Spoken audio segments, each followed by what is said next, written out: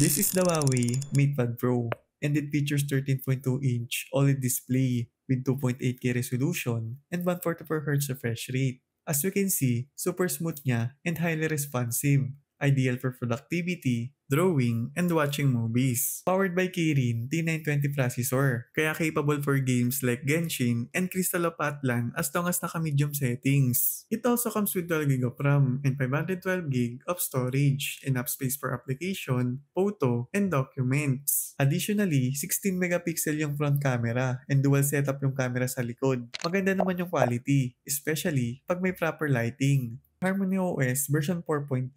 Kaya improve yung user interface and power management. Mabilis din mag-open yung apps and solid yung security dahil may fingerprint and face recognition. About naman sa battery, 10,100 mAh capacity. Good for 6 to 8 hours of use sa online meetings and games. It also supports 100 watts fast charging speed, so okay for travel. In just 40 minutes, may 85% ka na. Lastly, meron tong 6 speaker and 4 microphones. And para sa magtatanong kung available ba yung Google Apps, yes, available sa App Gallery, and kung hindi mo makita, just install Gbox and dito mo i-search.